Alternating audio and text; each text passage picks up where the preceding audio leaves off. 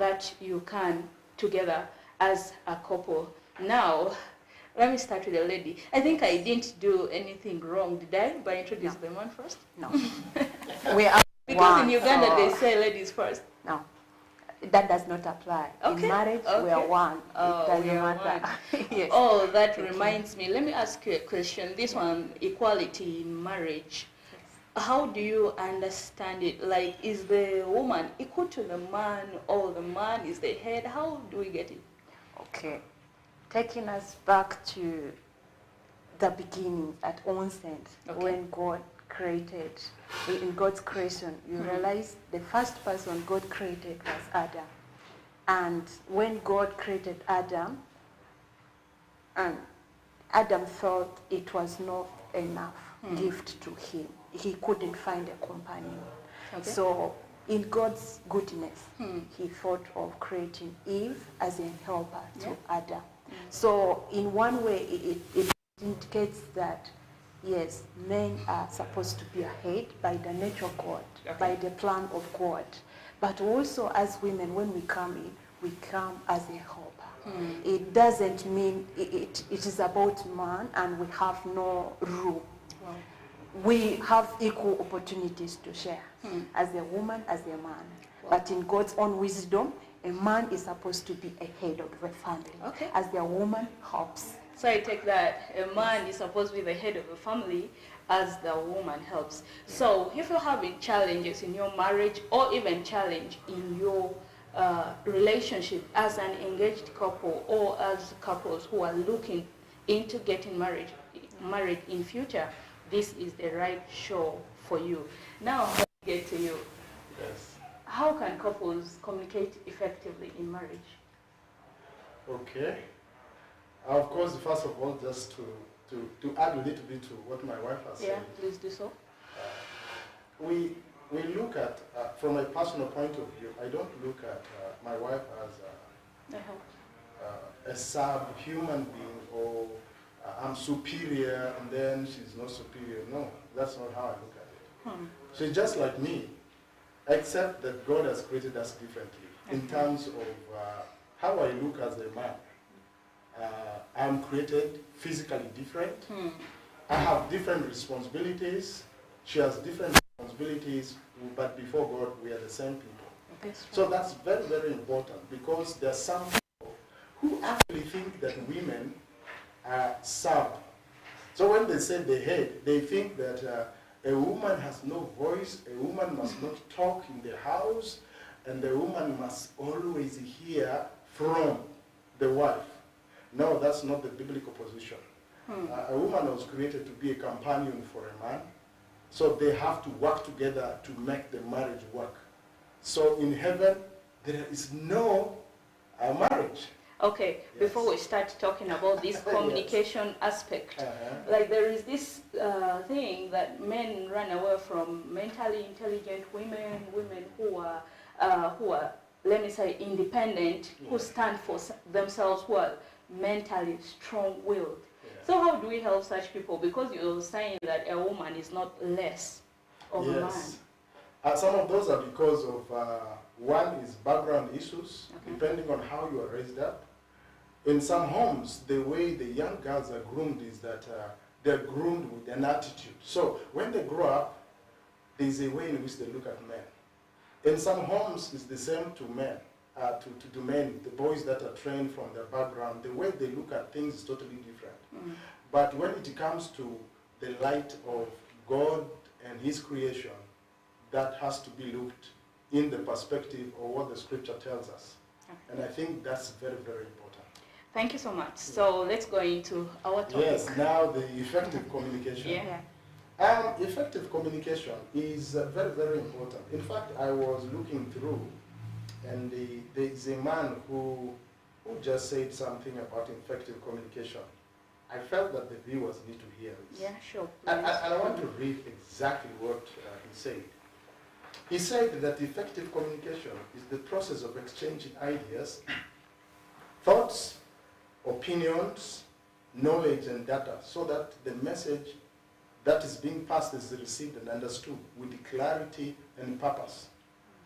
So it is an aspect of communicating, and of course communication is exchange of message or information through verbal or non-verbal means from one person to another. And so effective communication in marriage is the engine, in fact it's the engine of marriage. And Sophie, as we talk about communication there, we normally count 4 key things about marriage. They are top. Number 1 is communication. If communication in marriage is not functioning, marriage will not be okay. It is like the backbone of every marriage. Backbone, because you can't be in living. It's the lifeblood of marriage. It's the lifeblood, yes. In fact, the lifeblood. So without it, things will not be okay. And then the second one is sex. Sex is crucial in marriage. Many families break because of communication, because of sex. Honey, the third one is what? Relations. Yes, with families, relatives, or in-laws. That's the third crucial area. Then the fourth one is the financial matters. Yeah.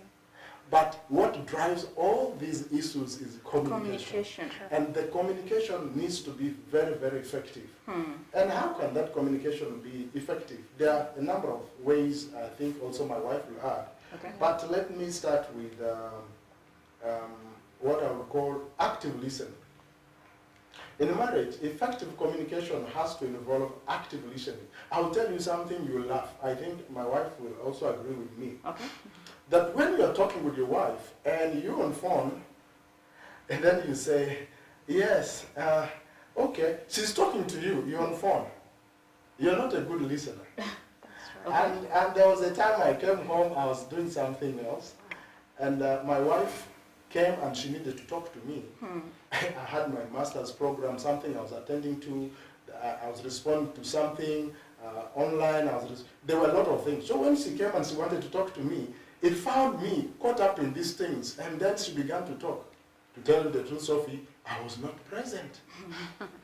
So she said something, I said yes. In fact, I gave an awkward answer. Okay. Can you imagine somebody is talking to you, it's like maybe they say you are stupid, you say yes. And you just know this person is not listening to me. You're not listening. Exactly. And then my wife said, my husband, first pause a bit, I want to talk to you. And then I had to put my phone down, I had to sit.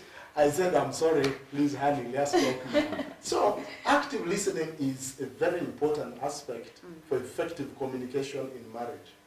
Meaning that you are able to give an opportunity to your spouse to listen to you, and then you also are able to respond. Number 2, communication is about feedback. So when you are talking in marriage, you have to make sure your communication is very clear over the matter you are discussing, and then you give an opportunity for feedback from your wife. And that's very, very important. Because there are marriages where it is one direction. I am the one talking. I will talk and talk and talk and talk. And then the other person, when he wants to talk, you know, you push that person away. But also you need to know from psychology that men have less words. American research says a man will speak about 10,000 words in a day. But women can go over 40,000 words. Okay. That's women. So you find that in marriage, for effective communication, even if you're a woman and you have got over 40,000 words, you need to realize that this communication will involve you and a man who will speak a few words at a time. So you need to keep a balance of your words so that you flow. Okay. And that way, your message will go the other side, and then the other person will be able to get back to you. Over time, I've learned that communication is considered effective if the listener actually gets to understand what you want to tell them. That's true. Because there are what we call concepts in communication. So if your communication is not clear, the other person gets a misconception. Oh. Yeah. So that misconception will affect everything you are going to talk about. Sure. Yeah. So it's important that there is an understanding in your marriage communication, and that is very, very important for effectiveness. Yeah. I'm sure she might be able to have something to say? Please go ahead. Please. Thank you. Another aspect which affects our communication or which makes our communication effective is knowing the character of your partner. It is actually a stronghold. It is one thing to know it's one thing to communicate, but it's also another thing to, as in how does this person respond to what is being communicated. You realize in creation, God has created us differently. There are people who talk a lot, they are blessed. Just as my husband has said, naturally, or it has been studied that women have been gifted, they talk a lot. And there are people who are slow to speak, or they take long. When a communication is being made, it takes them time to sit down, comprehend, or analyze through before they can give a response. So different characters or different personalities. Your spouse can be a different personality from you. So when you want to communicate effectively, it will be good for you to know what character is my wife. Okay? So that as you communicate, maybe you might be desperate in getting feedback, but your wife is not this person who can respond quickly. Or you wanted things to be understood very fast, but the learning institution says it's a time So taker. I understand this learning of character. Does it come when you're still in courtship, or you can go and learn each other even when you're married? Actually, learning each other, it takes time. Okay. Actually, the time in courtship cannot be enough for you to finish to learn your spouse. A greater deal is done actually in marriage. Okay. So please learn your spouse, learn the character of your spouse. That will help you to communicate effectively to your spouse. Okay. But also, secondly, as we communicate, I might be having my own views. My spouse might be having his own views. So as we communicate effectively, it should not be self-centered. As I communicate, I should not be about my interest, what I want to achieve out of the communication. But we should also give audience to another person's views or opinions. Like respecting. Exactly, respect your spouse's opinions. Yeah, those are the two which I can maybe actually, she has mentioned something very important from a leadership point of view. Therefore, just for those who are listening to us, we have done counseling for couples. My wife has been a matron for how many marriages now? 13. 13 marriages, yes. Wow. Yes, so she's into really helping women into marriage. I can imagine how much experience you have built over True. time. It comes with experience. Wow. It comes with experience. So then also for me, there are a number of men that have been a best man too. Okay. Even on 14th of December, both of us will be helping. That's amazing. Yeah. So from a leadership point of view, but also the experiences we have had in terms of helping couples, communication needs to factor in the 4 personalities.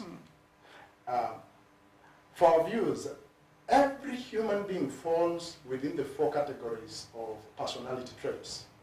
There are 4 of them. One is called sanguine. Okay. Melancholic, these are big terms, but I'll break them in a while. Phlegmatic, then choleric. So every human being created is just within these 4 traits. The sanguines are those who these ones who love making jokes. They are jolly, they are happy. You know, if they're in an organization, they're like promoters. Yes. Okay. They're marketeers. They make things work in an organization, but they have their own weaknesses. Like they can't handle tough things, and they forget things easily, and they can be very unserious. Now, there's another group in this trait, they're called choleric. And those who are listening to me, you can be able to see who is who in your house. Choleric are those who don't smile easily. They're very tough. They think about tasks. That's it. I gave you this money. Have you brought what I told you to do? You know, they're about tasks. They're not about relationships in many cases. And so if you're married, for example, you're when you're married to a choleric, you're going to find a lot of issues in the house. Then there's the phlegmatic, there's the melancholic. So these 2 categories, one group is very critical. In fact, if in communication you're talking to a phlegmatic, that one, you know that he's going to be asking you, if he sent you as a wife to the market, will be asking you every small detail of the money he gave you. If he gave you 100,000 Ugandan shillings, you will account you for will every come single back coin. home, is telling you, what did you spend this on? So you just know that this is your husband. You will have to give accountability of every small detail. So now, communication between these four categories of people, the dynamics is complex. So if you don't know that your wife is sanguine, and then you are choleric, my friend, there's going to be a problem in the house. So effective communication requires that every couple in marriage need to know which personality you are. Now that will help you. Wow. And for us, my wife is a peacemaker, and then we normally call it, she's color green, and I'm color blue. Okay. Color blue are perfectionists. They want things done the right way. Huh? And, you know, they are that kind of people. But then for me, God, I think, did me good. I have a real balance. If I stay around people, I can really make jokes. You think I'm a sanguine? No. Act like I belong to the other side. So how does that play around in marriage for effective communication? I will know that my wife doesn't like conflicts. That is color green. That's what they are. They don't like conflicts. Okay, so we're talking about understanding each other's personalities for effective communication. How has communication actually impacted your marriage? Now let's go personal. Okay. Yeah. Yeah, I don't know if you want to say something, please. That would be good. All right. Communication, effective communication has really impacted me as a person. Number one, when we came into marriage, a lot was not known to me. We were scratching here and there, trying to see if we can meet, trying to see if we can blend so well, and also trying to see if what has brought us together, which is love, can keep us together for a longer time. But one thing I know with effective communication is it has helped to nurture, or it has helped me to nurture or cultivate love or relationship in our marriage. So like, as you talk, there are times you move out, you have good times with your husband, you talk a lot of love, you talk a lot of commitments in your marriage, it's a lot of affirmations to the marriage. So gradually when you talk through, it builds you like a sense of belonging. You begin to see that, no, I have somebody who loves me. I have somebody who is concerned of me. I have where I can keep at peace. So that's what effective communication has done to me. It has impacted me. I have cultivated love for my marriage. Thank you. And love is another pillar and a very essential pillar for every marriage. True. So how about these people say that before getting married, you first have to be friends because love fades? Do you believe in that? I don't think love fades. As said, for you need to cultivate love. Love has to be worked for. Okay. There is way where when you abandon love, it can really fade. What are the factors? Exactly, how do people abandon love? Yes, number one is you have to focus back. What was your interest when you came in for this relationship? If your interest is to settle with this gentleman, definitely your focus will be him. Your eyes will not be on one and another. Number two, prayer. When you pray to God, you ask the Lord to give you your heart desire. He opens for you way. So when you see your boyfriend or your fiancé coming along your way as an answered prayer, definitely you will have to fix your eyes on him and you wait unto the Lord because it's just an answered prayer. Wow. So where love fails is where you are not to your commitment as you come to love. So in marriage, you first have to go back and meet that self before you got married. And you have to keep in mind as to why you got married. And this has to continue. Exactly. For a lifetime. Know why you are going this direction and know where your destiny is. Your focus should be your destiny, which is, of course, the marriage. Now, we have talked about active listening in marriage. If you want your marriage to last, or if you're looking into getting married even in future, this is a very important aspect. Always listen to your partner and give them respect to their views. Don't always shut them down.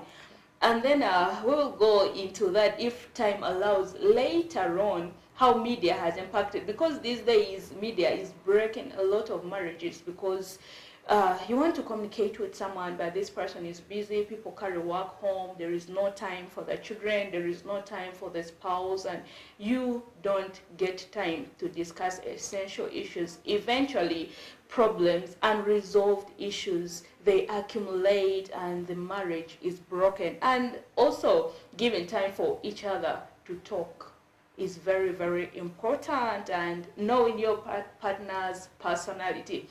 We talked about that. So whatever the personality is, much as, okay, even if you haven't gone deep into studying what Mr. Joshua explained here, you can identify the characters of your partner, and we always term them strengths and weaknesses, because these personalities come with their own strengths and their weaknesses, and we can carry our partner's weakness and develop it into strength. That's right. To help each other.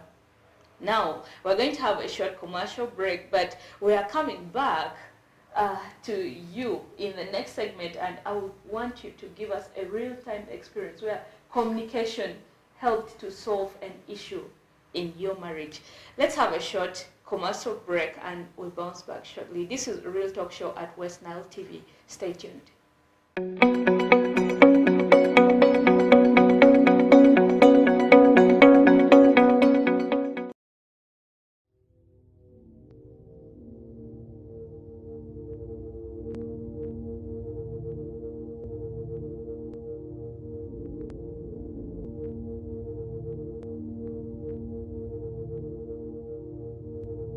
West Nile TV, lighting up the region.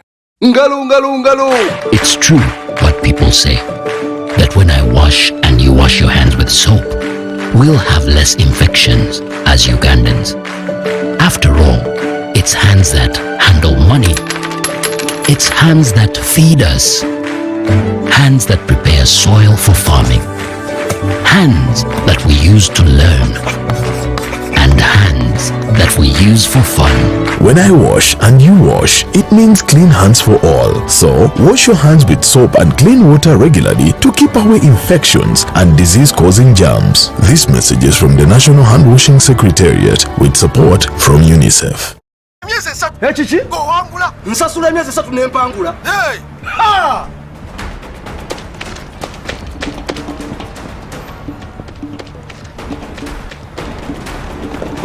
Abaye, ubadde ki?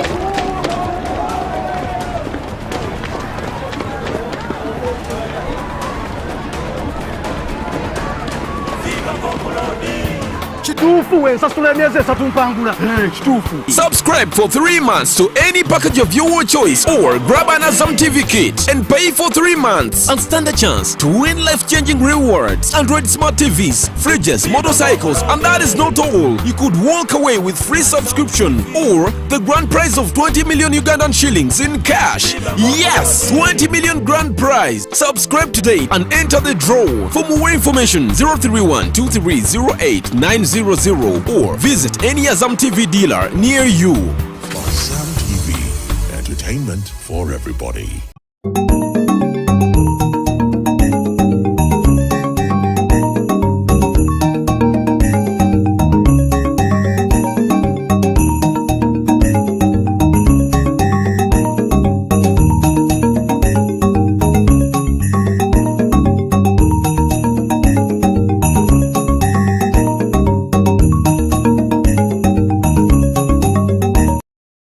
Unwrap your holiday cheers with StarTimes this Christmas season.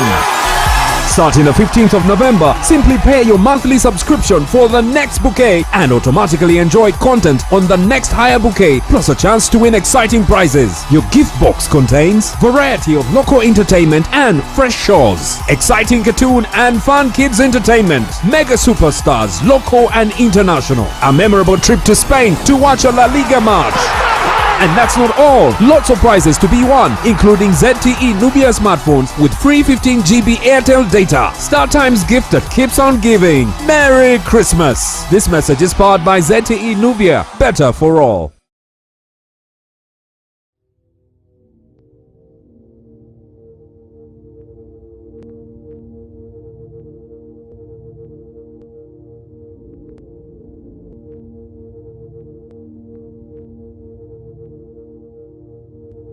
West Nile TV, lighting up the region.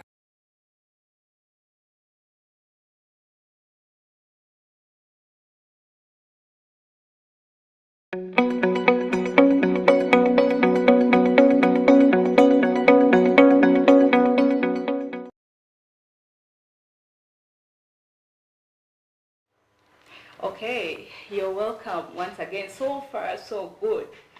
And we are in another segment of the show now where our real life couple are going to share an experience in their life where communication helped solve an issue in their marriage. And I'm seeing some viewers here saying that they are one of their best couples in life.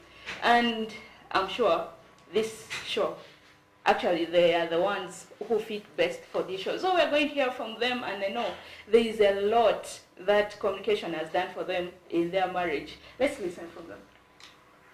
Yes, thank you, Sophie.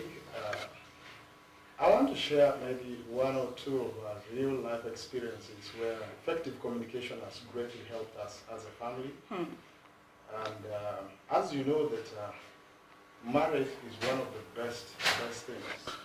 Really best.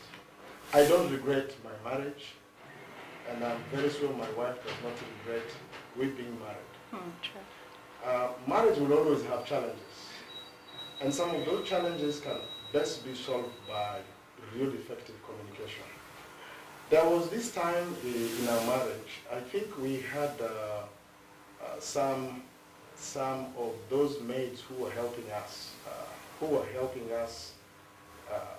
I think one was like my relative, and then one was not from my relative. So in a way that when we were staying together, a time came when my wife experienced a real challenge from these maids who were helping us.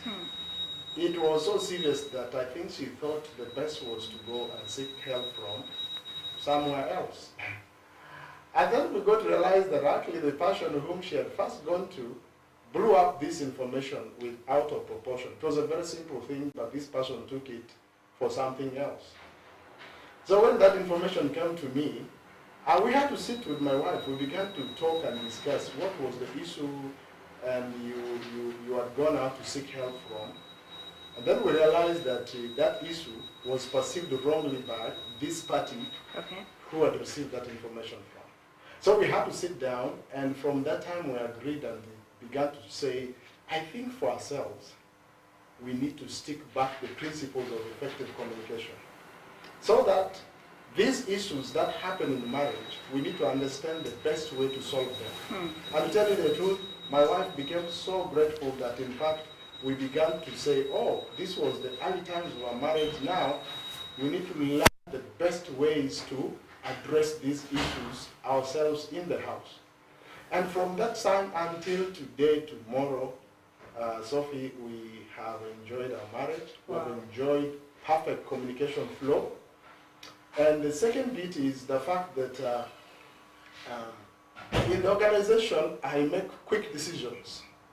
But you come to the house, I don't make so quick decisions.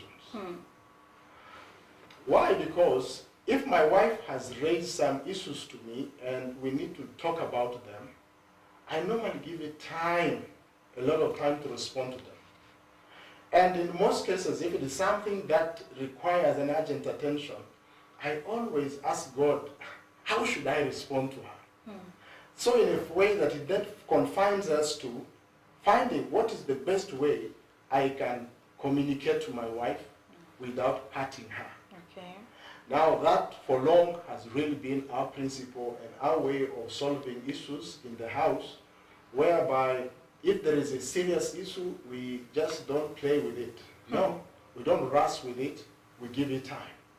Then we sit down, we discuss, and we solve it. Wow. And that has been very good. Even if it is issues to do with our males, we sit down and we solve them. Communication helps us to address that. If there are issues to do with the children, we have family meetings every day. Every day we meet. There are issues with children, we solve them, and we move on. So all that is possible basically through effective communication. Now you've mentioned this scenario where you talked to someone and the person blew it up and didn't actually get it the right way, and it became like a misconception, something like that. Yeah. And what are some of the challenges couples make? I want to pick it from there. Some of these challenging mistakes couples make in their marriage. I think that's a very important question, because some of the mistakes couples make is to seek counsel from wrong people. In marriage, if you are going to seek counsel from wrong people, just like the situation I've told you, it was a situation where I found somebody and then coming to talk to me about the issue I had in the house because my wife was trying to seek counsel from, and that person misunderstood that information from my wife. So then I was able to clarify that, and then when we came back in the house, we sorted that out and it worked out so well. So I think there are many mistakes that couples make. One of them is lack of respect for each other, and then information that they could discuss themselves, having time to talk about it in the house, they don't have time to talk that in the house. So then they get to find somebody else. And in most cases, so many women are misled by women from outside there, and at the end of the day, in fact, they get wrong advice on how to manage their finances, wrong advice on certain things. There are so many women I've discovered from my personal way of interactions with the couples is that they get advice from elsewhere and then they bring it to run home. Now that is not helping the families. There's a problem. So I would encourage that every family needs to develop effective communication in the house. Spend time with your spouse and give time. There are times when my wife and I, we take 2 or 3 days off. We leave the children here, we go to one of these places in Arua here, and basically to have our time together. And that is to discuss complex issues at home. We do planning. We leave children. They were not there when we got married. We first pose them.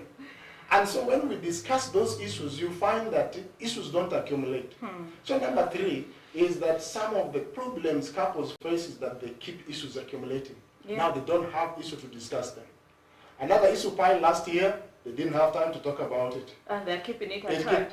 Then after 10 years, now the issue comes. So you find your wife begins to tell you a story of 10 years ago. How she was hurt. How this happened, and this thing is raising 20 things.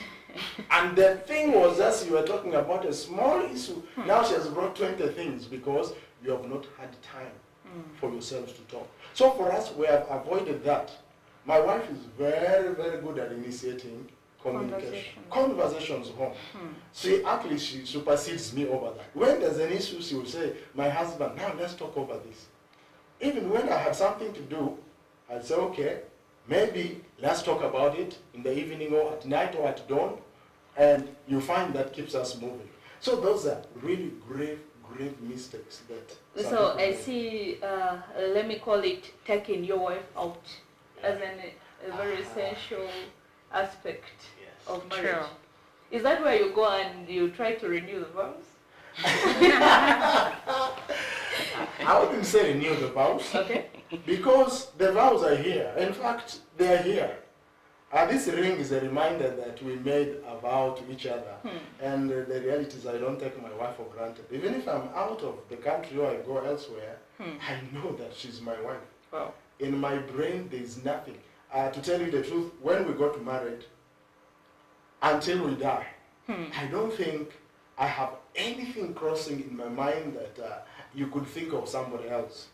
Wow. So our vows have remained in our hearts, and it's perfect. But when we go out, we basically go plan. Before the year begins, we go out to plan for 2-3 days, then we come home. So we run a home on a budget. Yes. We begin to look through the resources we have throughout the year. We put that. We also go out to relax and have fun.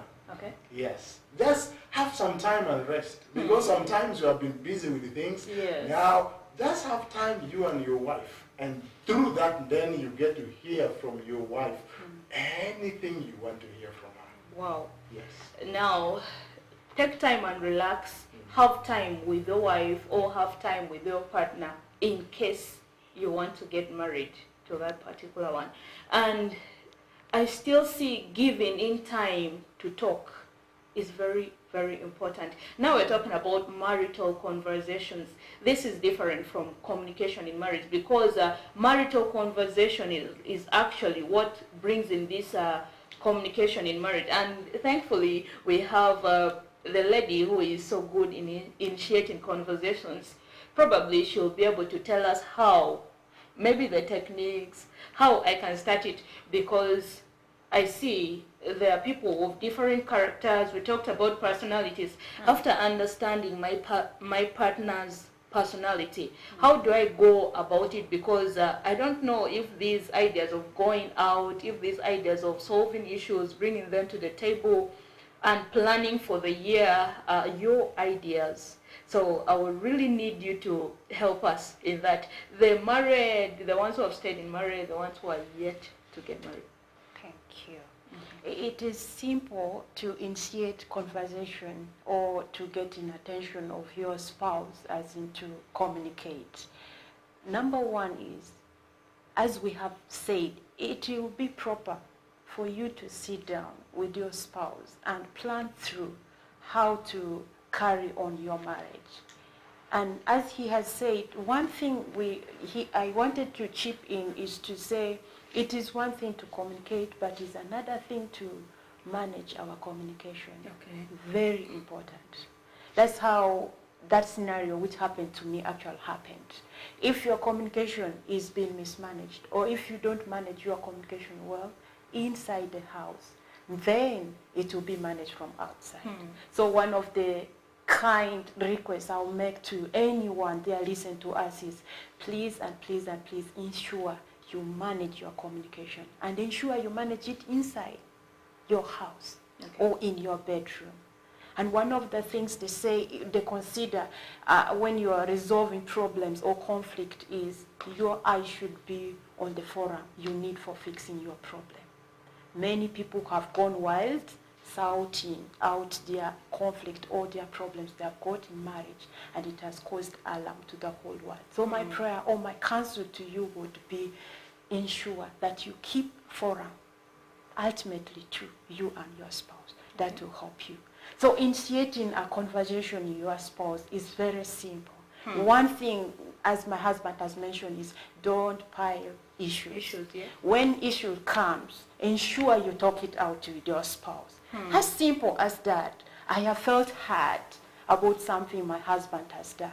It is not any crime when I come to my husband and say, honey, look here, this got me hurt. Can we talk it over? And also another one is, at times we communicate, but we don't understand very well the concept or perspective of our spouse. So in another sense, come and ask questions from your spouse to say, my spouse or my husband, you talk over this, but this I didn't get it well. Ask questions from your husband. Or instead, just come and say, my husband, I would want this talk over. You have your plan, your schedules. As said, if proper, you know as a wife, keep eye on your family calendar. This time of year, what are you supposed to do? This time of the period, where are you supposed to be? What activities are you supposed to achieve or do with your husband? When you keep an eye on your family plan or calendar, it will help you. Most times, like for my husband, he is a busy husband. I'm grateful about that. So there are a lot of things that will go unnoticed if I do not come in to remind or sound an alarm. So I take it upon myself as a responsibility, that it's my responsibility as a wife to step in where I've seen gap. I should not leave it to him to say it should have been him to do it. I step in, I get in his attention to say, look here, we needed to sit and talk this. So as a wife, number one, initiate it. Initiating it is easy. Just asking your husband, we needed to talk about ABCD. Number two, take it as your responsibility that any gap you see at home or in your house because your spouse is busy, take it upon yourself as a responsibility. Don't let go at large. Issues might go amiss. Thank you. Okay. Accumulating issues. Blame. Some homes, the spouse is blaming the other. Just blame will never help. Yeah. Grumbling and complaining will never solve any problems. In fact, that's something we've agreed between I and my wife, that we should not grumble, we should not be complaining, but we take responsibility. What is it that we needed to do? Because it is grumbling and complaining now, which takes the conversation away from the house. It gets to somebody else because you don't want to discuss these issues here. Yeah. And in fact, even you use the wrong way to put it to your spouse. Yeah. Instead of passing that information to your spouse in a very good way, oh, you're sarcastic. You know, men don't want sarcastic women. Yes. Sarcastic women, men don't love that. Like you're throwing something in the air. Exactly. The man has come from work, is very, very tired. The first reception is you're very sarcastic in your communication. Let me tell you, I score my wife 100 on that. Wow. When I come from wherever, you can't find her bringing an issue and slapping it on your face. The first thing you get is one of the best smiles. You know, she has one of the best smiles. I know, in the world. Right? So she will give me that best smile and welcome me. Is looking at, is there tea for my husband? And how did the day go? Now there, if she wants anything, it will come along the way. But there's some women are at home, probably the thing is you welcome your husband with a gloomy face. Your husband knows there is already a problem home. So the next thing is going to build a defense. Yes, you raise this, don't you know that I was very busy? You remember I have been very busy, I just came today. So now at the end of the day, the home is going to be a place where maybe two drunkards are just behaving, popping words. There'll be quarrels everywhere and no respect. Yeah. I believe, okay, I've made it as a life principle for myself, taking responsibility and going the right way, not only in marriage, but in everything that I'm involved in. Because all decisions will always have consequences, whether good or bad, and someone has to stand responsible for that. That's right. Yes. So, do not assume. Assumptions are not good. Yes. Just living by assumption. Maybe you assume your husband has already known. There's no need for you to do this. It's like expecting your husband to expect what you expected. Exactly. That's not proper for marriage communication. Wow. Yeah. Stop assuming. No. They say asking keeps ignorance at bay, right? You have to confirm it. Yes. Confirm it. And if you have not understood it well, you ask. Just ask again. Okay. Ask. Yeah. Your husband might forget, or your wife might forget. Yeah. Remind your wife. And don't remind with a gloomy attitude. No. Just say, my husband, you know, the other day we talked about this. It didn't work out. What do you think? That's different from, I told you the other day and you never. Now let's talk about this. Yes. Let's talk more about this. Yeah. How do people communicate effectively during conflicts, especially long-term conflicts? Yeah. Well, conflicts have got their root causes. Okay. And for couples, we need to know where the root cause is. Is this coming from your spouse? Is it coming from your neighbors? Is it coming from the workplace? Is it coming from the children? You need to be knowing the driving factors that are likely going to bring conflicts. Is it about internal management of the home? So, for couples, it's, I think, very important that conflicts will always be there. That's the reality. We can't run away from conflicts. When I did one of the courses, they were telling us that, you see, conflicts are good because once you overcome a conflict situation, you are actually going to go to the next level. Yeah. Yes. So there higher are good, yes, there are good sides of a conflict, there are bad sides of a conflict, but we need to look at conflicts from a positive angle. And I think for all viewers, that's the beginning point for me. To know the root cause of where the problem is coming from, and then just to place yourself in this state, conflicts will always be there. So now, once we understand that conflicts will always be there in marriage, whether it is you went for honeymoon in Dubai, let me tell you, there will always be conflicts at home. So the issue is, how do we handle it? If we understand the root cause, then we begin to give attention to those driving factors. If it's to do with children, because in some homes, the conflict comes in the area of discipline. The wife wants to discipline one child, and the father loves this kid so much and says, don't discipline this child. Yeah. That's already an area of conflict.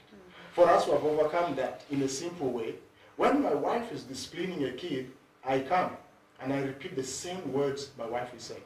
So we don't have double standards in disciplining children. No, that is quite clear. And so we have avoided conflicts over children in disciplinary issues. We have avoided that. Some conflicts come because of money issues. Yeah. Money is a serious problem in many, many families. And I think we avoided that from the beginning. In fact, from the time we got married, one of the things we went through marriage counseling was, how are you going to manage your finances? There was a time when my wife was getting more money than me. Yes, she was getting more money than me. And that is a part where that's most an men area become. of conflict. Yes. Because there are some women, this is what is told to them by maybe their coaches or their mentors, that the money you earn is your own money. And the money of the husband is our money. Is our money. So the wife is getting a lot of money, and the husband is not getting money, and she's not willing to use that money for the home. That's not how it works for us. We have tried to avoid conflicts over money. Any money we get is our money. My wife has a personal account, I have my personal account, but she knows how much money I have. I know how much money she has, and we run on a budget. So there is no conflict over money issues. We have avoided that conflict. And so I want to encourage couples that the moment that you know the driving factors that can lead to conflicts, then it can fuel conflict so much. So we, as a family, have not had a lot of conflicts actually in the house. A lot of conflicts in the house. We have few conflicts, but not these serious conflicts where you need the help of somebody else. You need the help of actually our matron, the veteran, and the best man. I don't think we have ever gone to them for any problem. Honey, I don't remember. No. In fact, they are just enjoying us. Times, because since we got married, there's not even a single time we have taken a serious problem to them to address. Why? Because we try to look at what could be issues that can fuel conflicts in the house. And we try as much as possible to address them before they escalate beyond control. Well, understanding the root cause of a conflict. Now, you will add on to that, but then I also want you to bring this in a scenario where someone is already hurting. How do you present yourself? Like, okay, this is it. Maybe we had an issue over money, and we all know it is about money, but both of us are hurting. So how do we approach each other? All right, thank you, listeners. These are things we have gone through. These are really practical things we have gone through. I am hurting. He is hurting. One thing I should say is, let's come together. Come together, we talk about it. That's number one, I would say. Number two, we shouldn't treat ourselves silently. You know, there are these scenarios when a woman or a husband feels hurt. knows that there is a conflict here in the house, maybe about finances, what have you, mentioned it. But the quickest thing he or she does is to withdraw silently. Assuming, as he had said, each time he arrives home, I come jolly, I receive him with a smile, I give him tea, I get him to ask how work has been, a lot of stuff. But once there is a conflict, I tend to withdraw from whatsoever I've been doing to him. Silent treatment is not okay in solving problems. The best would be, let your spouse know that here is not right. Someone you create time. That the highest level of maturity in a relationship is when yesterday's conflict doesn't affect today's communication. Exactly. And even the scripture tells us that do not let the sun go on you when you're angry. When you're angry, when you have not fixed an issue.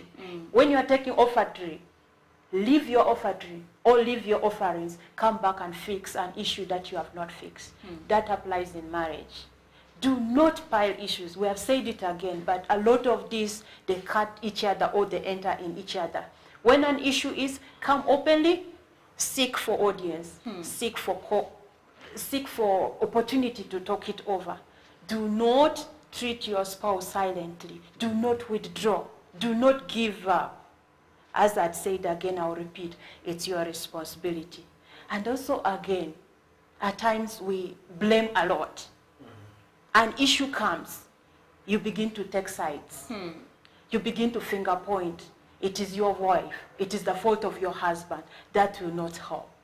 And four, take responsibility over whatsoever has happened.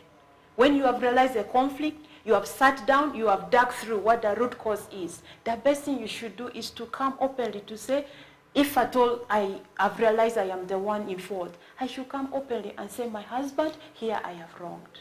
This is my fault. It's not bad to say you're sorry. And that is one thing so many marriages suffer. Actually, apology is a strength. It's actually a strength. It's actually a strength. It brings harmony. You can all leave it and you start again when somebody is able to break down. So when you get conflicts, please be responsible over anything that happens. Be remorseful. Understand your spouse. Those are some of the few things I can Maybe even there's something very important, just what you say. There's something called silence. In the house, silence has helped us so much. There are times when I keep silent over an issue. She knows very well. Okay. Why do I keep silent? I don't have any answer to whatever issue is being raised. So I give time to think about it, day one, and I tell her, I don't think I have an answer to what you are raising here. Okay. Sometimes it even takes a whole week. Then the answer comes. So silence is very, very important in conflict management. Because if you are not going to be silent, just imagine you're going to say a statement that is totally outside. It's going to fuel the conflict more. Yes. And so it is important that couples should know and calculate their words very importantly well. So that the word you're going to speak, you begin to think through, will it hurt your spouse or not? If you're going to say a word that's very difficult, let me tell you, words never leave us. The words that people spoke to us when we were children. Like when I was young, somebody told me, among all your brothers, I think it's only you that I hate. Do you know that that word has never gone off my mind? I know. So, in conflicts, there are possibilities that you get so angry, and then you think of expressing and pouring words like water flowing on a waterfalls. Now, the best sometimes is silence. When the couple is getting to a conflict situation which is very hot, it can get to a hot situation, silence will just calm it down. Let the other one talk and talk and talk. Keep quiet. Keep quiet. Keep quiet for an hour. That is not bad. That's very good. Okay. You will avoid a conflict. There are people who have gotten to a state where they have refused to keep quiet. The wife says a statement, and they say he says it. The wife says another statement, says another one. Then he gets to give the wife a hot slap. Okay, let's have a short commercial break. Our host has talked so much about silence and how it eventually leads to a hot slap. Yeah. I want you to think about this particular one, silence. Chew it through and let it sink as we have a commercial break, and we'll bounce back shortly.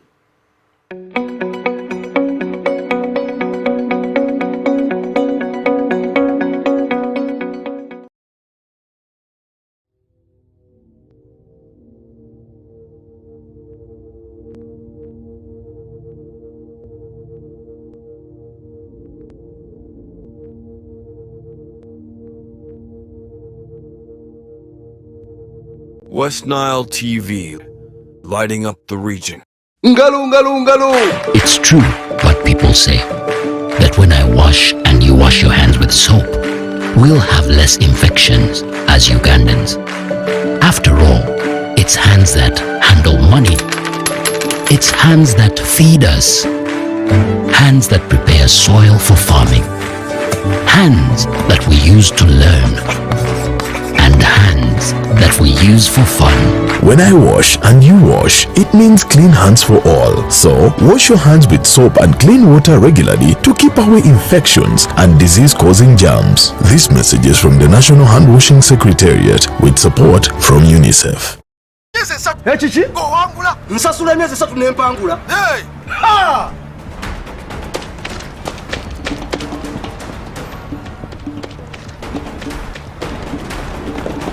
Abayo, kubadde ki?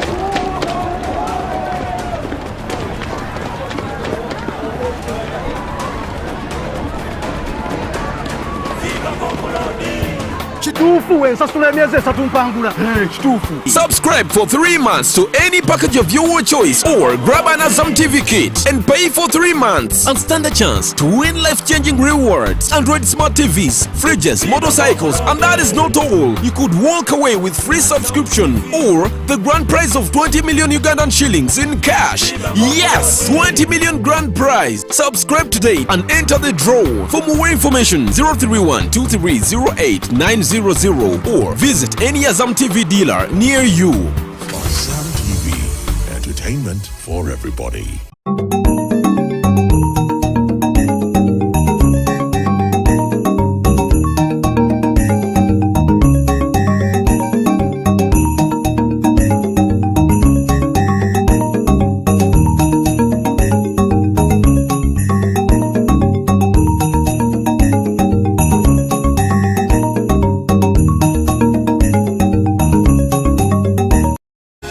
Unwrap your holiday cheers with StarTimes this Christmas season.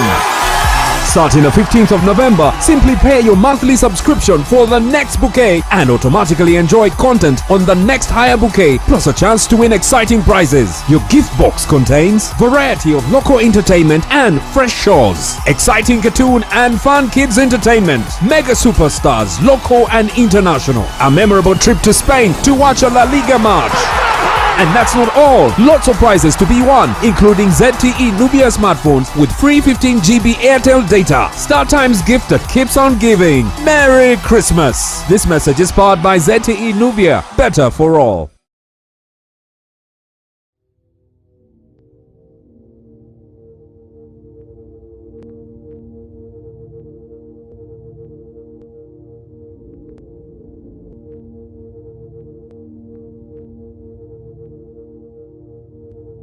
West Nile TV, lighting up the region.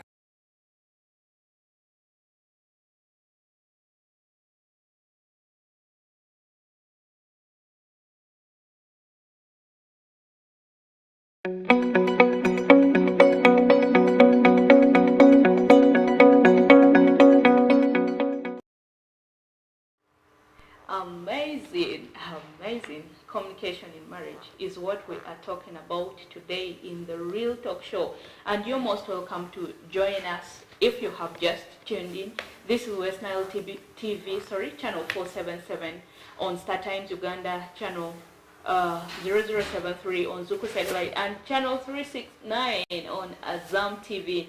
And I have a real life couple here with me, and they've been married for a while with amazing kids, and they've raised these kids in an amazing way, though they are still raising them. And they have shared a lot of wonderful experiences with us here, and we broke off when we were talking about conflict resolution. Now, in the next segment, this is the segment for you to put in your questions if you have any for them, because in the next segment after here, we'll be reading through those questions. And if you have comments, you can also put them here, because in the last 30 minutes, we will be reading them and they will be tackling your questions. Now, let's talk about something called vulnerability. How can this vulnerability impact communication in marriage? I think you should start with what vulnerability in marriage is. Okay.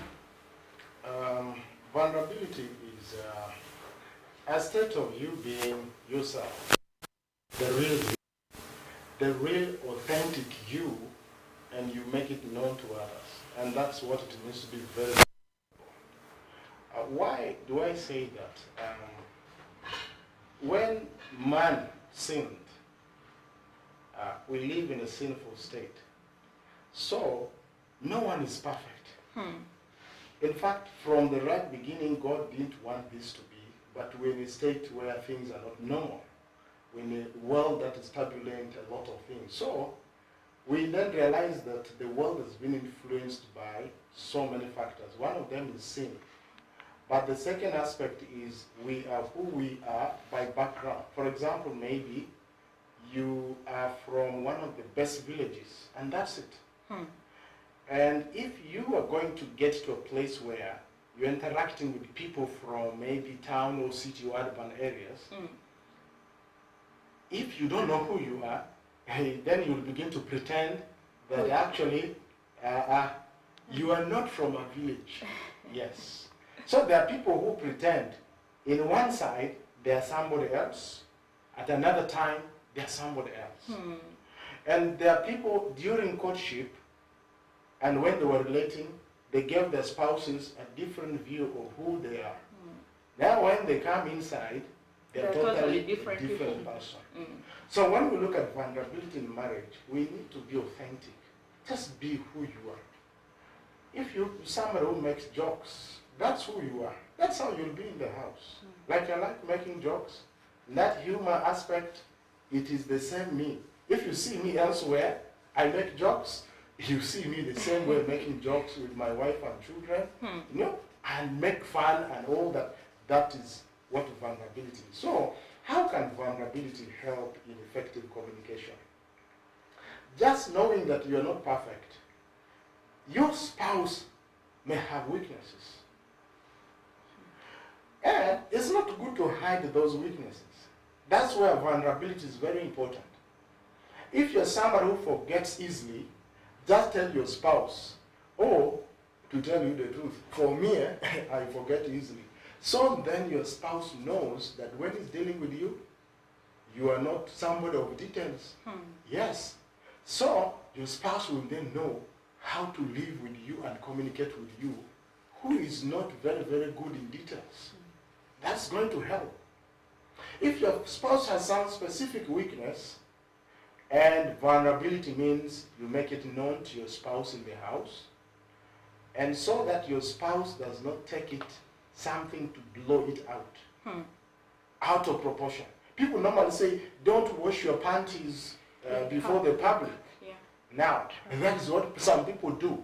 In fact, over a small issue, they get to undress their husbands or their wives in public somewhere over very useless issues. Now, in marriage, that does not help. Vulnerability will ground you to a state where you know this is who I am, this is the woman I have married, and I'm not going to do anything about it. There are things that your wife will change, true, over time. Some things your wife will never change them. That's how she grew up. You grew up in a different environment and your wife grew up in a different environment. So you can't just come from anywhere and begin to change this anyhow, it will not work in the marriage. In fact, it will break. And so, there are these simple things then, which means that if you're vulnerable, you make who you are known clearly to your wife. Okay. You now begin to live an authentic marriage relationship. And your communication will be very authentic, and there is no pretense or hypocrisy in your marriage. Who you are during courtship is who you are in the house. Sure. Now, I think for me and my wife, that has helped us a lot. I don't think who I was during courtship is a different man in the house, no. Who my wife was in courtship, no, is the same woman I saw.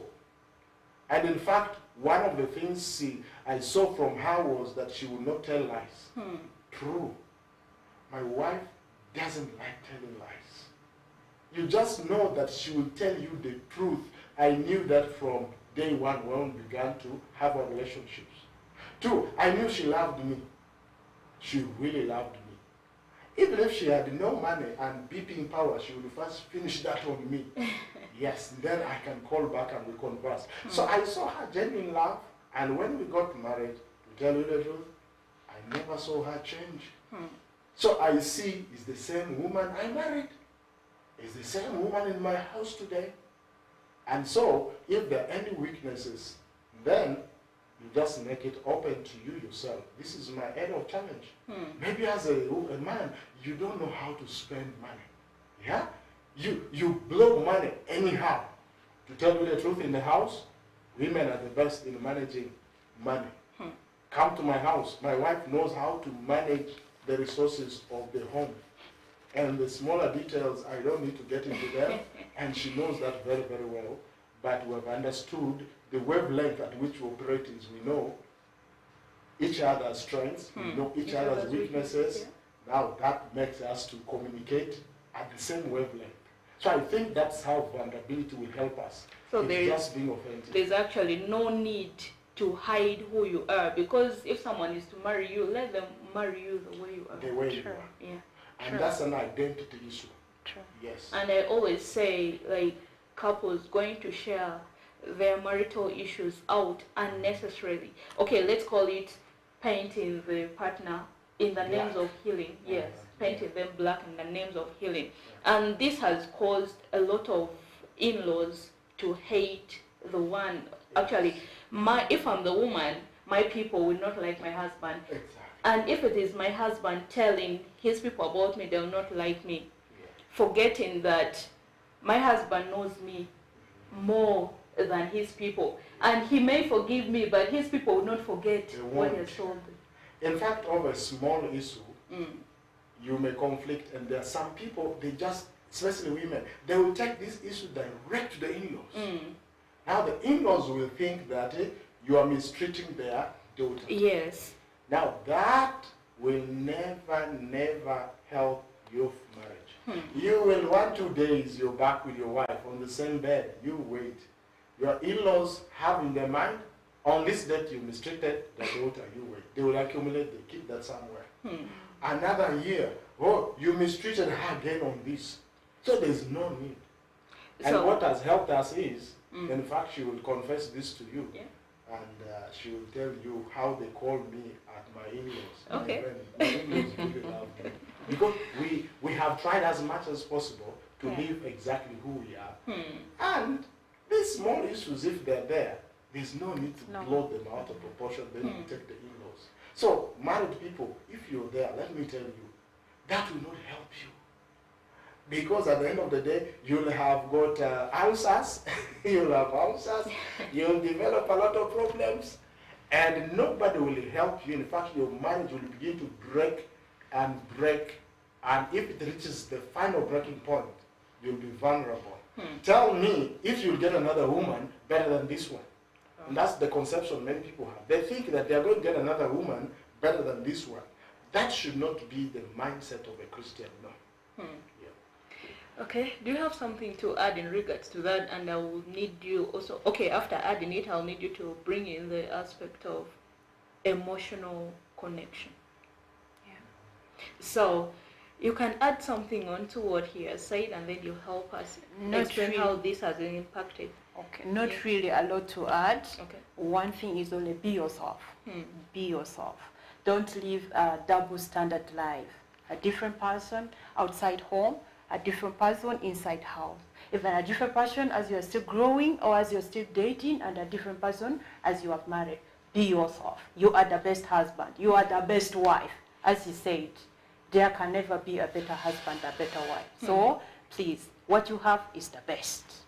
Reveal yourself, reveal your weaknesses to your spouse. Thank you so much. That's what I can add. Now in the second question that you wanted me to elaborate how on. this can impact on, now to you as the couple, how this has impacted your emotional connection, vulnerability. Yeah. Yes. All right, thank you. These are one or two ways how vulnerability has helped me. One way is it has given me opportunity to express myself into depth. My feelings that are inside, that have not been exposed outside. When I feel vulnerable about something, what do I have to do about it? I have to come openly and let my spouse know that I have this weakness. So that's one thing vulnerability has done to me. It has helped me to expose myself, express myself. What is in my deep heart that my husband has never known. It gives me that opportunity to express myself. Thank you. Wow. As at the beginning of the show, we had talked about respecting each other's views, and someone can't respect your views if you can't express yourself. That's either. right. And this is where this has connected to where we started from. Thank you so much for that wonderful advice. And I believe also being vulnerable, as you had said, it helps you to express yourself and also helps you to learn your partner. Exactly. Yeah, to learn your partner better. Exactly. And of course, definitely, that the bonding between you will grow more stronger. Yes. The moment your partner knows this is who you are, your love will go to the next level. Wow. If your partner knows that you are a trickster, every time will always be having some issues. Even when he's communicating to you, in fact, like even the phones, if your partner does not trust, like for me, my wife knows the codes here can open. I open my phone using two things. One, my fingerprint, then I have codes here. And she can check any conversations I have with whoever on WhatsApp. I am okay with that. Yeah. You find the couples, that can never happen because they don't trust themselves. So if you don't have emotional connections between you and your spouse strongly, there will be lack of trust in the house. So there will be, you are living together, but there are question marks in the head of the other one. Yeah. He's thinking, I don't think, I don't trust. Yeah, I don't think he's honest. Otherwise, why would he be hiding? Then your wife has gone to, babe, you'll find the husband has snitched and got in the phone to check on the messages and to find out with whom did my wife communicate. By the way, somebody's personal phone can actually bring out their heart. And you can read everything from the phone. Okay, so being vulnerable and being open to each other is actually one thing that is very, very prior, or it is very, very important in marriage. And it is part of the communication, marital communication, that we are talking about. And the couple of today has also told us how we can be vulnerable, how we can be honest. And I caught in something that part of integrity is who you are when no one is seeing. And it is what impacts all this. Because if you don't have that integrity for yourself, obviously you want to hide who you are. You'll be more of a hypocrite. In the secret, you are a different person. In public, you are a different person. Now, let me get to you. What boundaries can couples set? Now here, let's talk about both the married and even those who are not married yet, but they're relating. Yeah. What boundaries can people set? All right. My husband will chip in here a lot. Actually, earlier on, I had wished he takes up. Okay, should we give it to you? Oh, yes. All right. We don't know that's the importance of marriage. I think for me, if we talk about boundaries in marriage, love should be what brings both of you together. And in that, there should be no gaps. No gaps. What are these gaps? So many gaps can break your marriage. So when we talk about a boundary, I would want the listeners to imagine you have a home that is fenced. Okay. Yes, that home is fenced and wall fence, not chain links, wall fence. And so that home defines your boundary on the northern side, on the southern side, eastern and the western side. Yeah. To prevent any intruders from coming in. To prevent anything that can break this marriage, because your marriage can break anytime. Anything can cause your marriage to break. These things we talked about, in-law relationships, whatever, mother-in-laws, some women are crying because of mother-in-laws, a lot of things can break. So how can you set a strong boundary for your marriage? I would say that let your love supersede all things. The moment your love is so strong, it's like a shield to anything that would intrude and break your marriage. So let your love be so strong, let your love be so genuine, and that automatically becomes security for you yourself in your marriage. Okay, not to chip in, we will continue with that conversation. Let's just keep it in mind. Let's have a short break and we'll bounce back shortly. Thank you.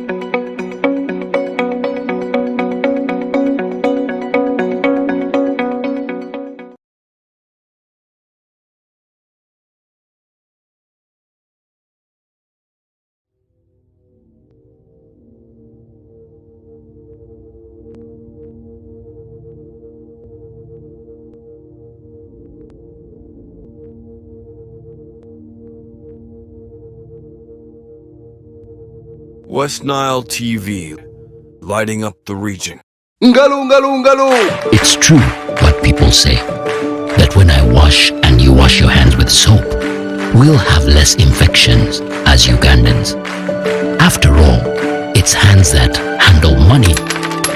It's hands that feed us. Hands that prepare soil for farming. Hands that we use to learn. And hands that we use for fun. When I wash and you wash, it means clean hands for all. So, wash your hands with soap and clean water regularly to keep away infections and disease-causing germs. This message is from the National Hand Washing Secretariat with support from UNICEF.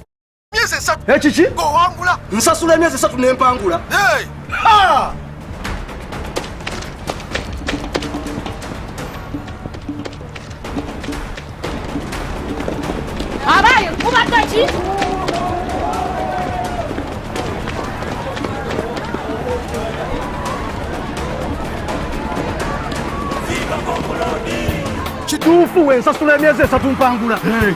Subscribe for 3 months to any package of your choice or grab an Azam TV kit and pay for 3 months and stand a chance to win life-changing rewards. Android smart TVs, fridges, motorcycles, and that is not all. You could walk away with free subscription or the grand prize of 20 million Ugandan shillings in cash. Yes, 20 million grand prize. Subscribe today and enter the draw. For more information, 031 2308 900 or visit any Azam TV dealer near you. Azam TV, entertainment for everybody.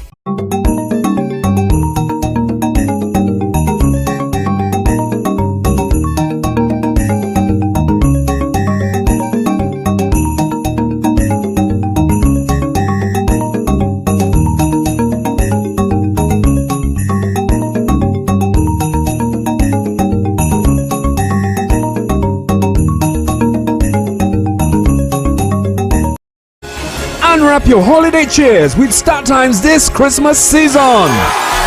Starting the 15th of November, simply pay your monthly subscription for the next bouquet and automatically enjoy content on the next higher bouquet, plus a chance to win exciting prizes. Your gift box contains variety of local entertainment and fresh shows, exciting cartoon and fun kids entertainment, mega superstars, local and international, a memorable trip to Spain to watch a La Liga match.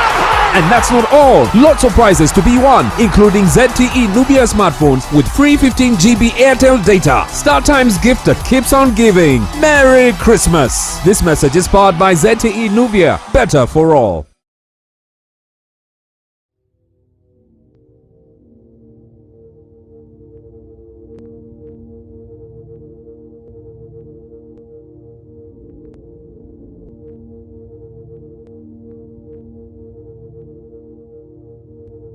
West Nile TV, lighting up the region.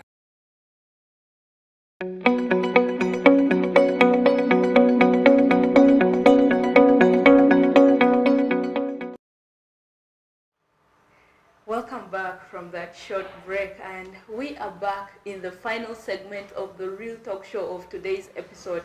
My name is Aita Sophie, and with me in the studio is Mr. Anguyo Joshua and Nola Anguyo? Yes. Okay. A real-time couple here discussing communication in marriage. Now, we had broken off when you were talking about boundaries. I would love you to continue with that. Oh, thank you, Sophie. Listeners, boundaries are very, very important. You can't run without boundaries. So I've given you that mental picture of looking at fencing a house, and that defines your boundary as a family. And I said that marriage, there must be love. That love must be genuine. That becomes a very important aspect. Now, as you run your marriage, when there is love flowing between you, there are things to do with physical boundaries. For example, you and your wife, you need to be looking through what can easily trigger jealousy. I know of men who have had issues with their spouses because the man is having physical touches, is having inappropriate touches, and is not drawing some boundaries between himself and other women or other ladies. So, to trigger more trust, it's important that if you know that your husband will not allow you, closer touches with people anyhow, as a woman, please respect his views and give yourself a boundary and relate closely with people, and you give yourself some space. That is going to help. Then number two, I think as families, we need to draw boundaries on our spending limits, on our budgets. Are you operating on a budget or you don't have a budget? The budgets will define actually how you will run your marriage and handle any issues to do with that require expenditures. So drawing some limits in the area of how do you manage your finances is very critical for every marriage. That's going to help you run smooth and even not go beyond. Why people go beyond is that somebody is just earning 500,000, but the expenditure is 1.5 million in a month. Wow. Then that person is not drawing boundaries. It's not putting some limits for him or for the wife. There are women who spend anyhow. When they see anything by the roadside, they just buy anything. In fact, you can just arrive in the house, she has bought so many useless things. Then you're like, but we didn't budget for this. Because there are no boundaries to that. So there has to be boundaries that will help your family run very well. And maybe even my wife will talk about respect, because the aspect of respect is very, very crucial. And it's a key boundary that defines a lot of things for couples. Okay. And she's good at that. You're welcome to add on to that. Thank you. When it comes to respect, actually it cuts across Under emotional boundaries, one thing we should know is in us we have emotions, our emotional needs, what we desire in us that maybe needs one another's attention. I think it would be proper for us to, in the first aspect, to show respect to our emotional needs.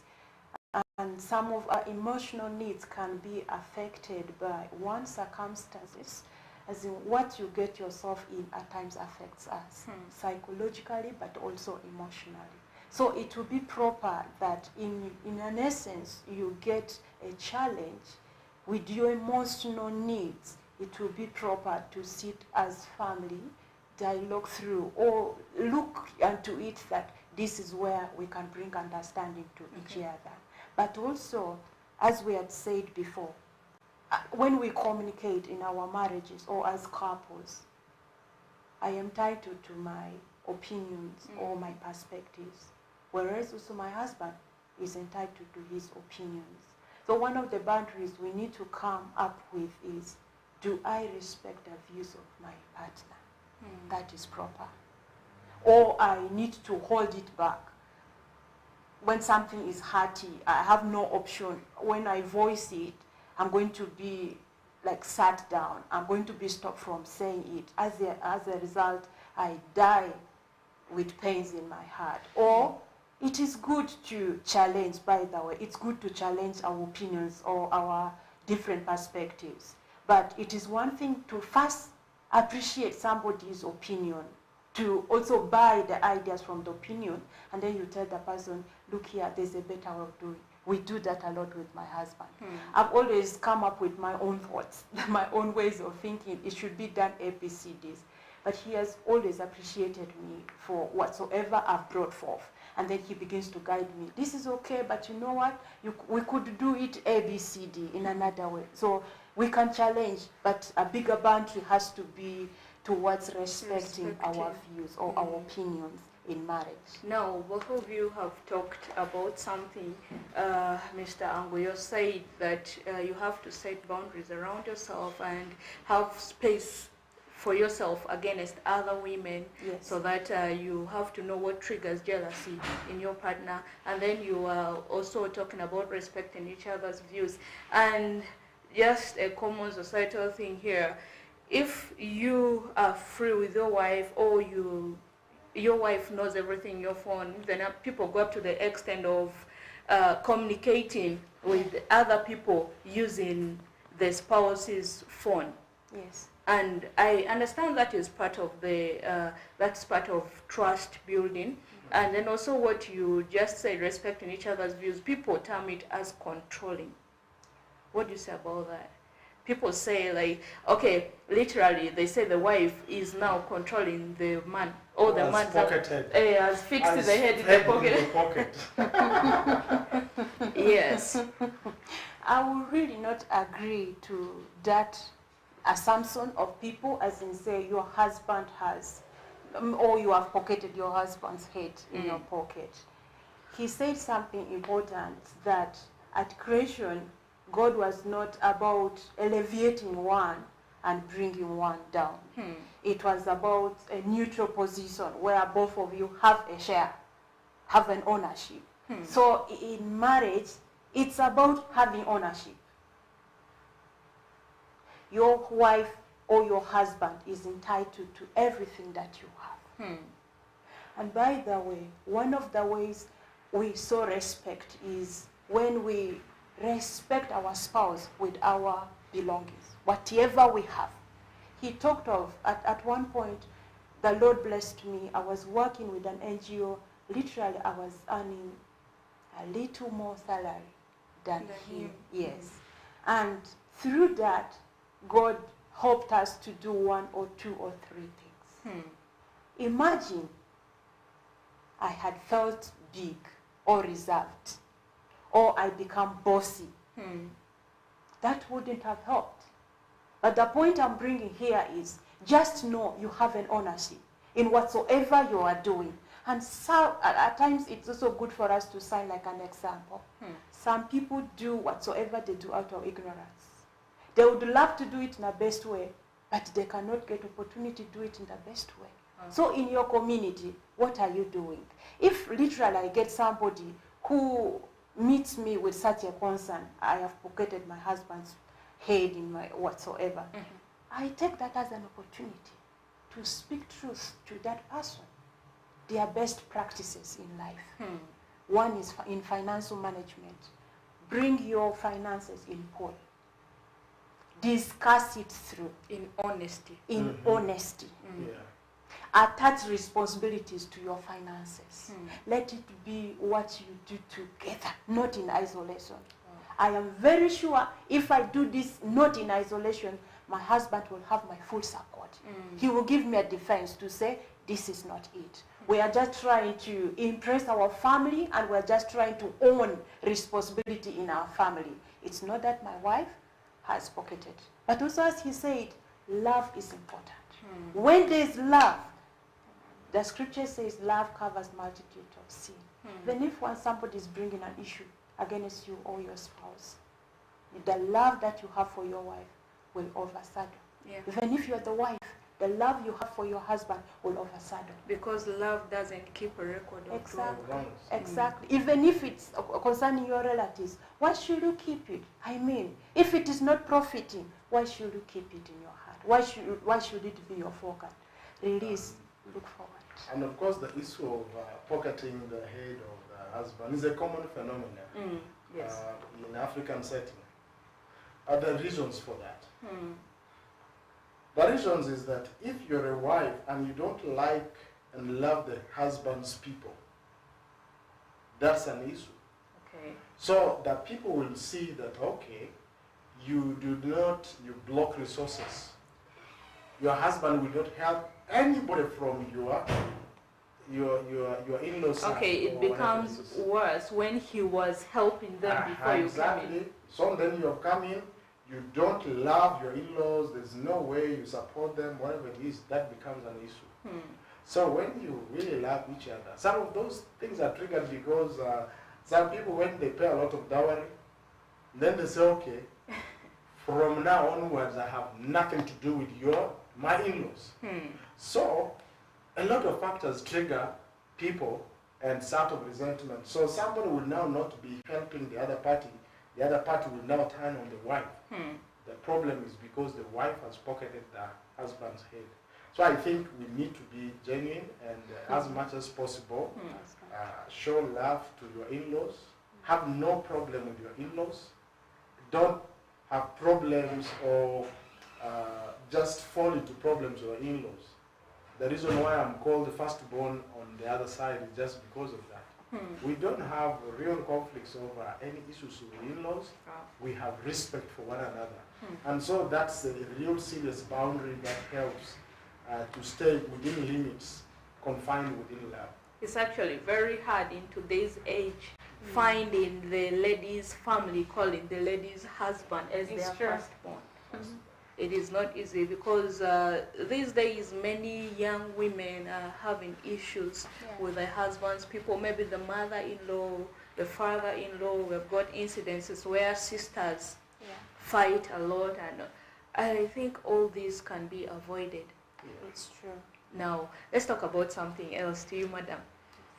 Have you ever, in your relationship, have you ever been like at one point in a long-distance marriage? That's a good one. Incidentally, no.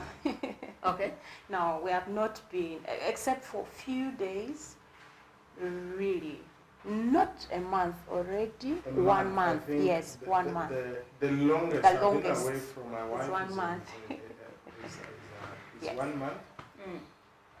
It's a week, you're away, you're back. Okay. Maybe 2 weeks, you're back home.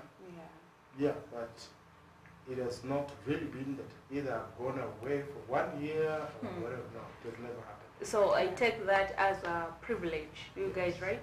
Because yes, and thank God for that.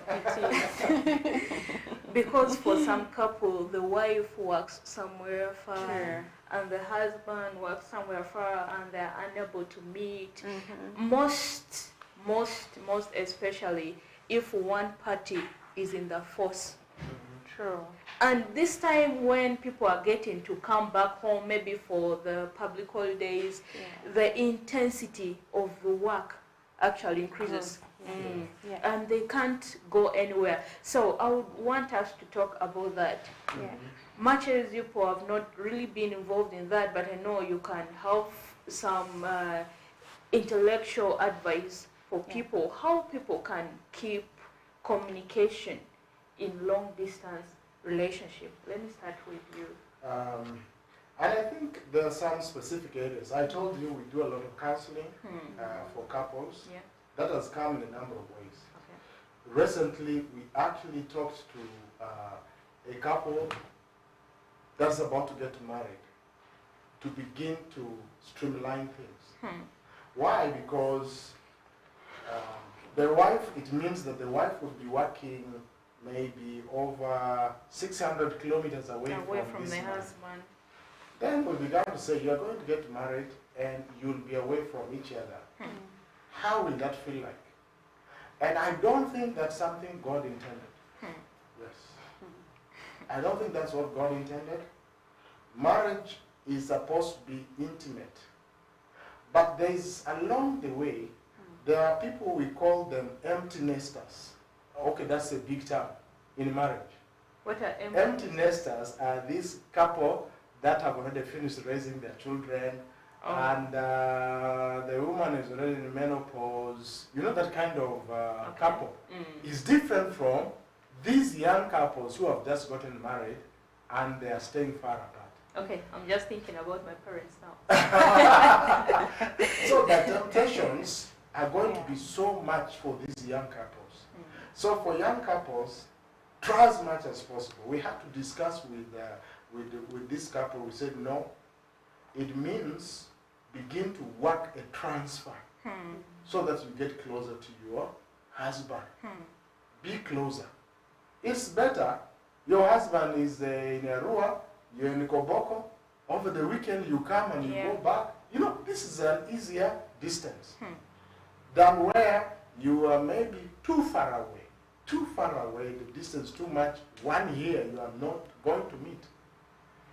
Why is that very important for somebody to know? One, it exposes your spouse to sexual temptations. Sexual temptations are real in marriage. In fact, the man might be starved sexually and the woman is starved sexually. Now, another passion will come. Somebody was telling me a very, very traumatic story where there are people who go to study maybe in Europe or in the US, and so goes there for 1 full year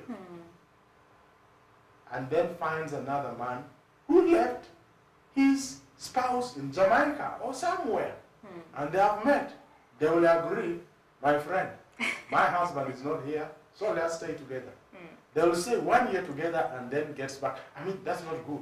So one thing I want to encourage is that if your spouse, by any reason, it does happen that by any reason now it's not possible for you to be together.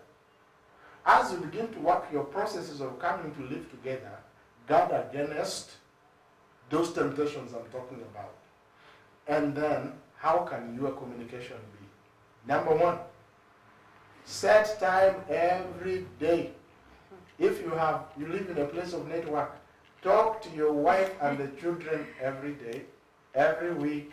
That will bridge communication gap between you. Because the moment you are not going to communicate to your spouse who is from very far, issues will begin to run in the mind of your spouse. Why is this person not communicating to me? So keep a close communication. It can be, phone calls can be very expensive, but these days WhatsApp is very cheap. You can do video calls. The days when I'm not at home, even a week I'm away, my wife will gather the children and then I talk to them. One-on-one, we talk, daddy bye, and then it is done. So you keep that communication alive. Number three, keep that communication to a point where don't be affected too much by media, because there are so many men who now begin to bridge that gap by getting to watch other things, they get to pornography, they get to masturbation to bridge that gap. So that's not going to help. So close communication is still going to help long distance marriages, but my advice is that long distance marriages should always begin to think through, take some day. Okay. Have a friend where you will live here and go and stay with the wife in Europe for like a month, then comes back, takes leave, because the wife is far away. So you go and stay with your wife there for a month, and then you come back home. That's how you can manage a long distance marriage. Wow. Because work is demanding and there's no way you can do without it. So if you're in that state, please don't trigger any issues that will cause your marriage to break. In fact, try as much as possible to be intimate. Wow. For some reasons, when I'm away, maybe 1 or 2 weeks, and my wife is far away from me, what we do, in fact, is like, in Moses, we even get much more intimate. Just 1 or 2 weeks away. We talk, sometimes we can talk for 2 hours, 1 hour. Wow. I mean, we get closer, much more. And so that's what I would encourage those people to do. But if they're empty nesters, they've stayed, one is 70 years old, whatever it is, their intimacy must not die, but they must find a way really to keep their communication strong. Wow. Now, we're saying it's advisable that you be closer to your partner, or else if it is unavoidable that you have to be very far from them, you will have to set time to talk with them each and every day. Now, as we're almost rounding up, and we have 12 minutes to end the show, which is so painful because the conversations have been so sweet, and I hope it would continue. So how does communication help you as a couple in your growth and development as a family? Thank you. How does communication help us? Number one, we have plans to grow. Okay. We were small. For now, we are a bigger family. We don't know by 2 or 3 years, we will be another level of bigness.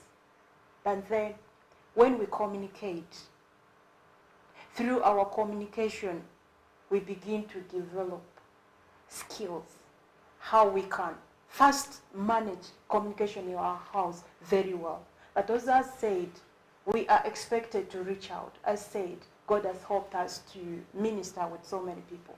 Communication will just not be in our house, but it's going to affect the outer world. Okay. So when you communicate a lot, you build skills of communicating. That is one thing I see important, how communication can bring growth to my own individual life. Yes. And 2, it gives me opportunity for me to understand the perspective of the world. Wow. Yeah. I have my own worldview. Somebody somewhere has his or her own worldview. So when I communicate a lot, it begins to open my mind.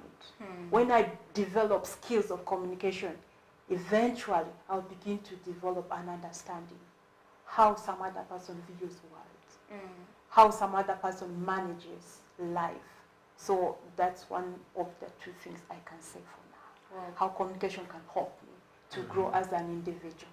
I've narrowed it to myself because that is where I've realized an impact of communication in my life. The world is a diverse place with many people, different characters, different colors, and different backgrounds and all that. Of course, you will find different perspectives, and everywhere they always have their view as well as your view. But how do we harmonize these views to help each other? Do you have something to add? Yeah, definitely. Yeah. The truth is, the way we communicate now is totally different from how we used to communicate when we just got married. We have grown in many ways, we know how to share our vision together, how to grow together in maybe the plans we have. How do you nurture growth? How do you nurture yourselves in those areas? It really helps. And of late, we are at the level of now respect, no escalation. That's what we're working towards. Our communication should have no escalations. Yes, that's what we want to reach. A level where you have not these issues that are really, you are saying you can't manage them, no, want to avoid those issues and focus on beginning to slow down, because the moment you have reached 40, you are going to 50, I know that really, you are really going closer and closer to 5, 6, and 7 o'clock. So you don't need to be playing like a kid who is 20 years old or 30 years old. No. There is a way now you begin to settle down as a family, and your marriage becomes more, your communication becomes more concrete and more firm as you begin to age, as you begin to grow, learn each other, and understand the needs of the other spouse. So that is, I think, a big strength. It's a real strength. Communication is a strength. Wow. Now, we're only left with 7 minutes to end the show. Do you have words, maybe final words, for someone who is facing communication challenges in their marriage? Yeah, please share that. Thank you. One of my encouragement I should share with you is that we always have a mile to go. And also it always feels different. The first time you are in marriage, things cannot prove the best. There can be struggles. As said, you have to learn your spouse. You have to figure out how best you can be with your spouse. But one encouragement I should give you is communication is very central. Even if today you are starting it with a lot of struggling, keep on, keep at doing it. Tomorrow you are going to improve your techniques of communication. Gradually you are going to learn a lot from your spouse. And tomorrow you will achieve a goal together. So please, communication is very key. Practice active communication.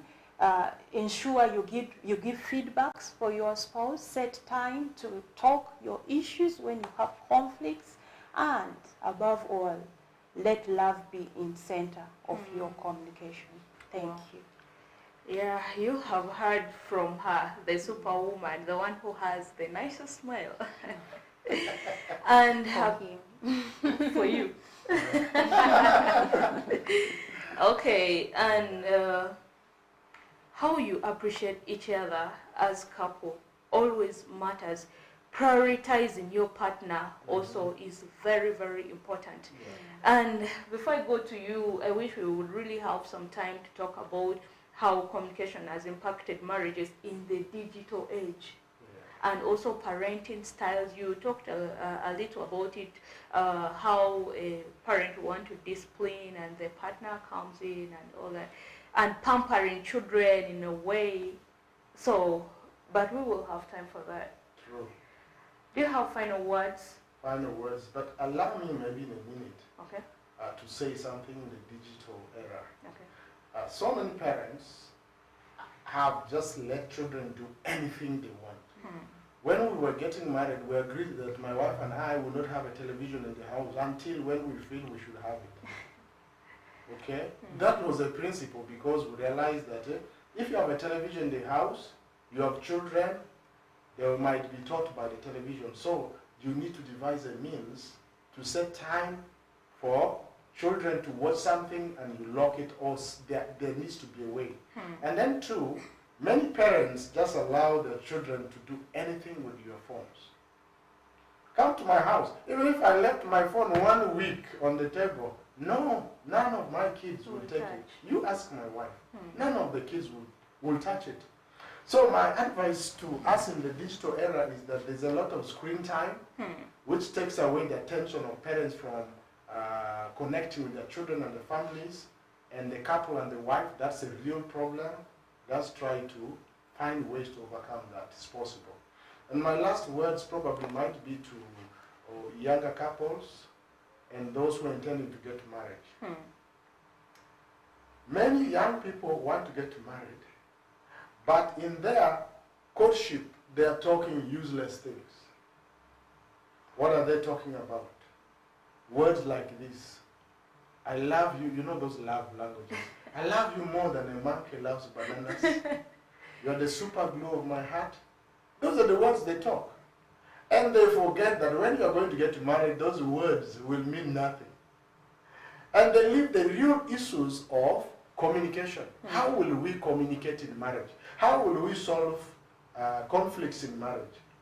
How will we connect with our in-laws? How many children shall we have? How shall we manage our money and other resources?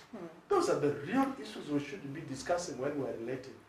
So those who are listening to us, if you have not yet gotten married, you are planning to get married, please be grounded on those issues. Those useless nothing words, okay. It's okay. I love you is a good word. I love you more than a monkey loves bananas is a good one to make your spouse happy. But know that when you're going to get married, you are going to be talking. You are going to be connecting with your spouse. And you need to lay a firm foundation to discuss real issues. Those real issues are these things we're talking about. Wow. And at the end of the day, you'll enjoy your marriage. Wow. That's why we have no regrets why we got married. We will not divorce. We are happy, and we will stay until the Lord says we part. Wow. Yes. The vows are real. Real. Okay, thank you so much for those wonderful words, the advice, the experiences, and they're very, very important. Definitely, I will have to go back and watch this show. And Mungu Food Job agrees with me, that it is very difficult to enter this show with only 2 minutes.